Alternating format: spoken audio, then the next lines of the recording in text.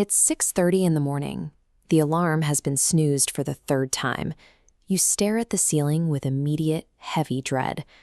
Before your feet even hit the floor, you realize you are already trapped in the exact same loop you ran yesterday.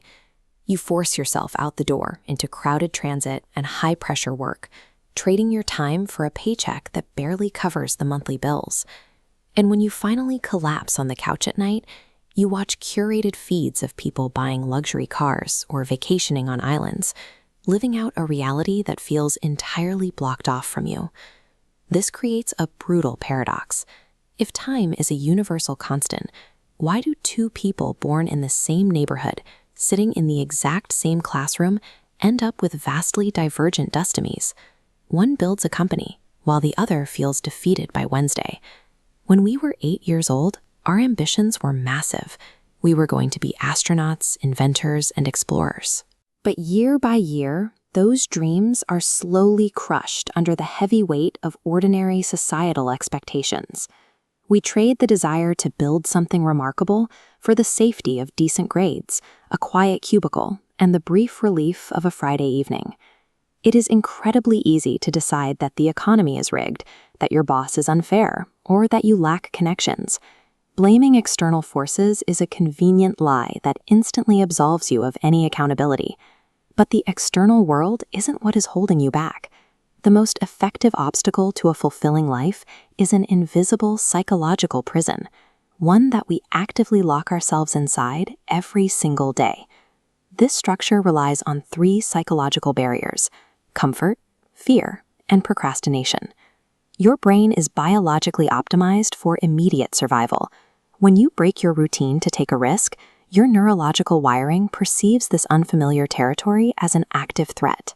To pull you back to safety, the brain generates perfectly rational-sounding arguments. It says you need more sleep, that the economy is too unstable, or that the timing isn't flawless.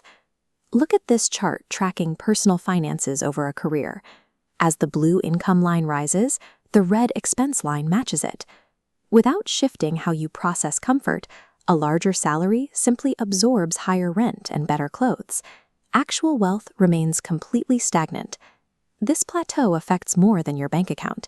Delaying a difficult task is an active vote to keep your current self exactly as it is. A single excuse seems entirely harmless in the moment, but stacked over 10 years, those daily compromises compound. The true cost of saying, "I'll do it later," is spending your adulthood defending a life of mediocrity. Most people attempt to fix this stagnation by writing down new goals.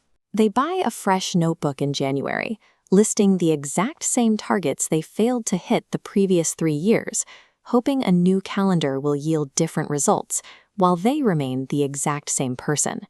Effective change begins when you stop focusing on a list of chores and start defining the character of the person performing them. There is a massive difference between telling yourself, "I need to read a book this month," and internalizing the belief, "I am a reader." One is an exhausting, forced chore. The other is a core personality trait. This scatterplot illustrates how identity-aligned habits actually work. Waking up 10 minutes early or investing a few dollars seems totally insignificant as individual data points, but layered over time, they generate compounding momentum that forces a massive upward trajectory. Once you adopt this new identity, the need for extreme willpower disappears. You no longer have to force yourself to work out or build businesses, because a disciplined person simply acts with discipline. It becomes a frictionless default state. You stop negotiating with yourself every morning, and you realize that achievement doesn't arrive the day a goal is checked off a list. It arrives the exact moment you stop behaving like a victim waiting to be rescued. Society is trained to applaud the finish line. We celebrate the financial independence, a physical fitness, and the visible milestones, while completely ignoring the thousands of early mornings, rejected invitations, and quiet failures required to get there. Growth generates immediate social friction. As your habits change, you inevitably outgrow the people who are comfortable remaining stagnant. This divergence often triggers their insecurities, and for a very long time, the path forward becomes profoundly lonely. The ultimate price you will pay isn't measured in lost sleep or difficult spreadsheets. The required payment is the complete and willing execution of the comfortable, complacent person you used to be. Top performers do not possess a magical advantage. They simply looked at the heavy emotional and social toll of pushing forward and decided they were willing to pay the price that the masses refuse to pay. Ultimately, the world does not have a vendetta against you. It doesn't care if you succeed or fail. It is entirely, ruthlessly neutral. Your current reality is the direct sum of the habits we've discussed. Life simply hands you back the compound interest of whatever you put into it, whether that's excuses or effort. Your life 10 years from now is being built by the micro decisions you make in the next 24 hours. So when you look in the mirror tonight, the question is simple. Will you continue to blame your circumstances, or will you ensure that when the alarm rings tomorrow morning, the old version of you finally loses?